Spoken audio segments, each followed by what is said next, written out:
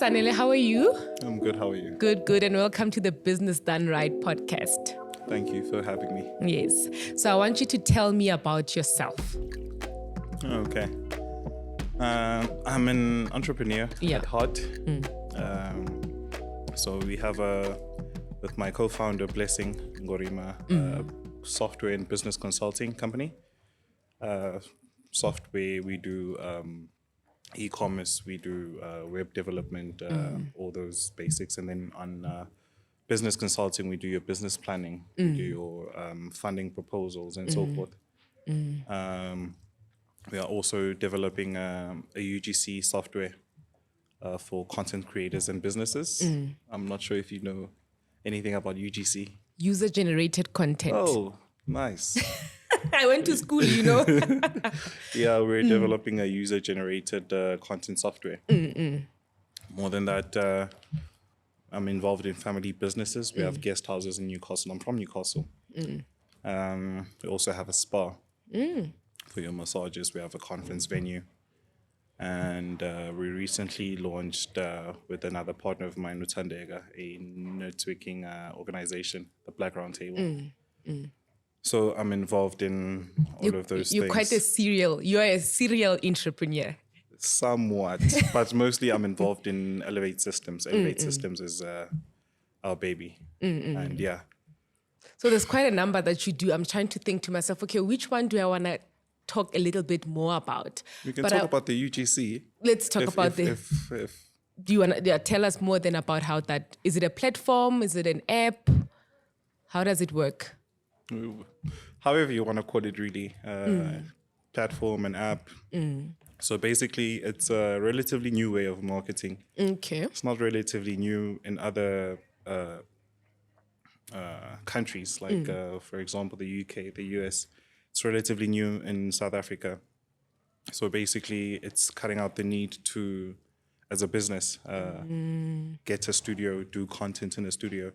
It becomes a bit more expensive, if I can call it that. Yeah. And it's also just a formalized way for content creators to actually create content. So for example, we have a guest house.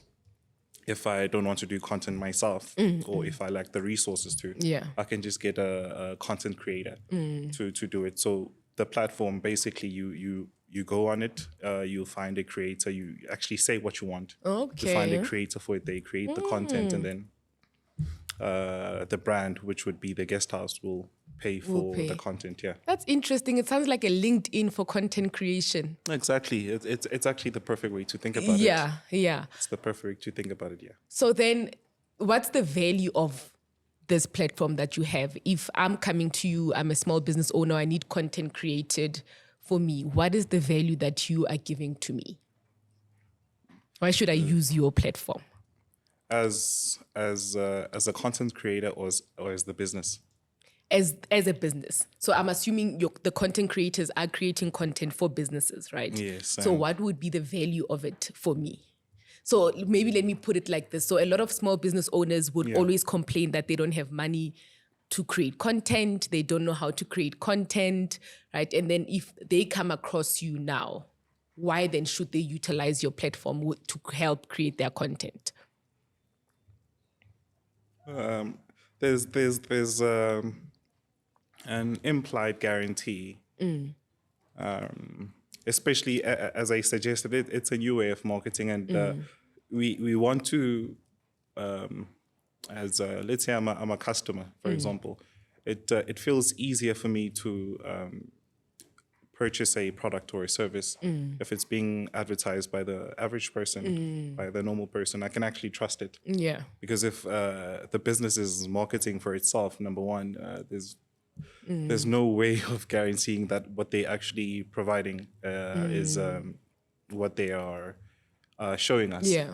So if I see the average person, or even someone who has a lot of followers, which is actually good, if I see someone who is influential, is a content creator, and they are doing content, I might not even be buying the service or the product because of me trying to support the business. It's just me, how can I put it? relating to the person who's creating that content.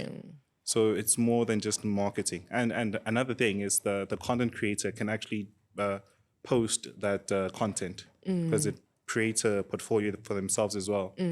So you're getting visibility not just for your business, but the creator is actually posting on their behalf as well. So it's a bigger reach.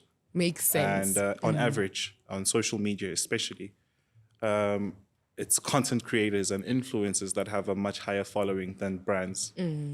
So that is the value that you'd be getting if you were to employ the services. And have you had anybody utilize your services, and what has the results looked like for them? At this point, we're onboarding clients. We're just doing the final touch-ups on the development and the design, but the whole structure is there.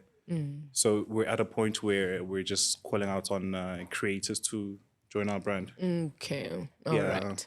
All right. Very interesting. I like that. I think for a lot of people who are shy, don't like to be behind the camera, don't like to create content, this is something that would be very valuable for them. I actually want to go back to the other business that you have where you said you help businesses with proposals, funding. Do you help them get access to funding? How exactly does that work? If maybe they need to go and apply for a funding application, how do you help them with that? We help them meet the requirements. We don't get them funding, definitely not. Okay. But we help them meet the requirements.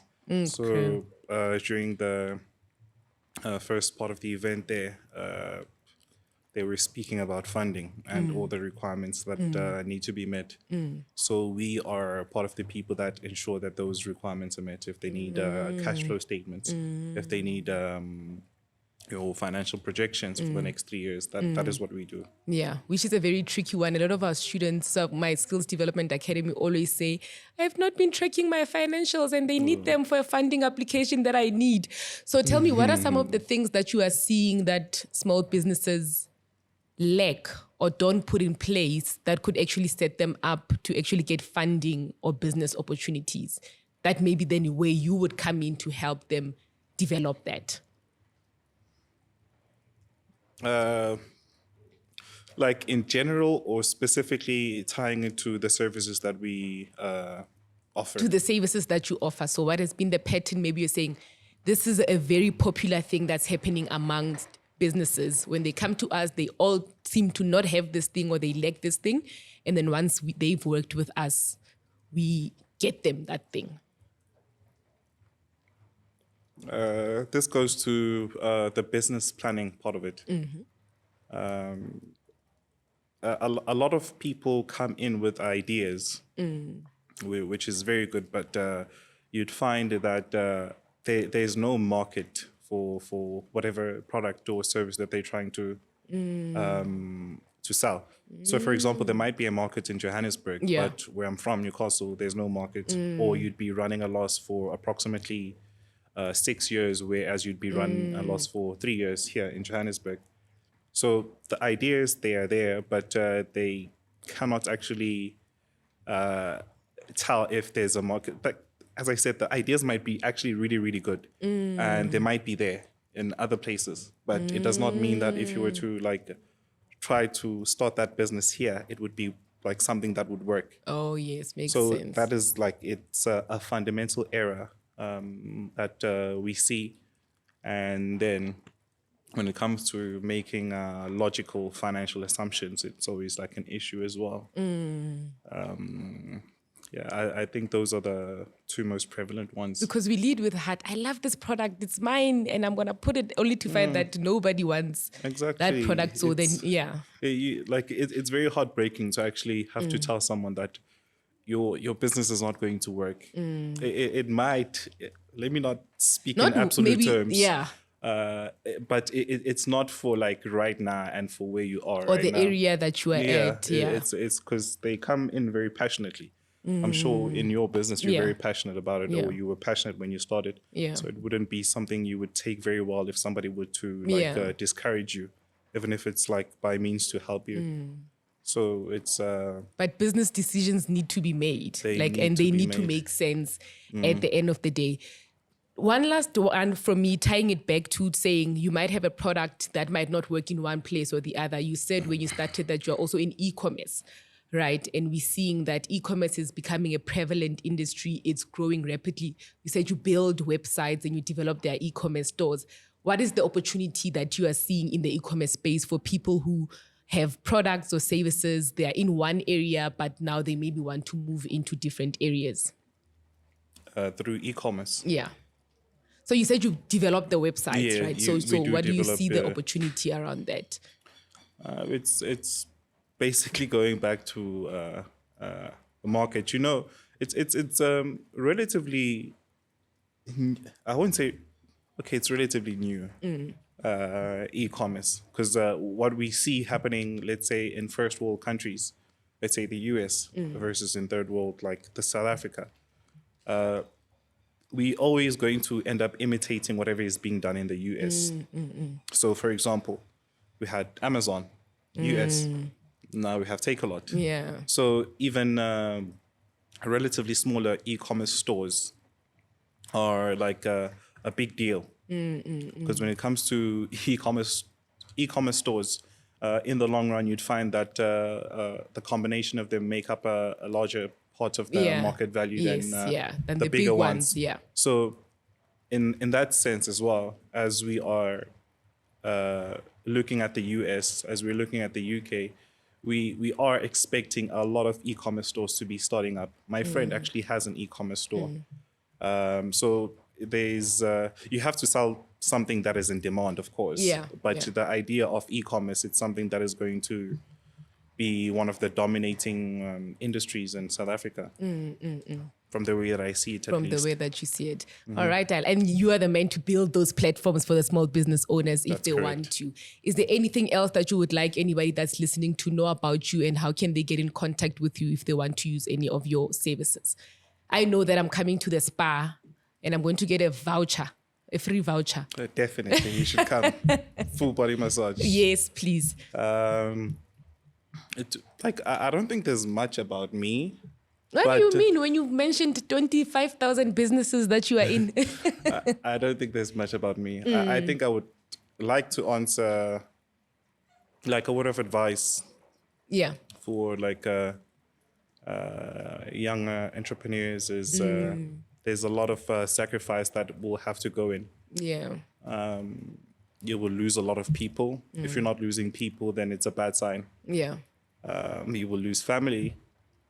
I haven't lost family, by the way. Lucky Somebody thinks I cut them off.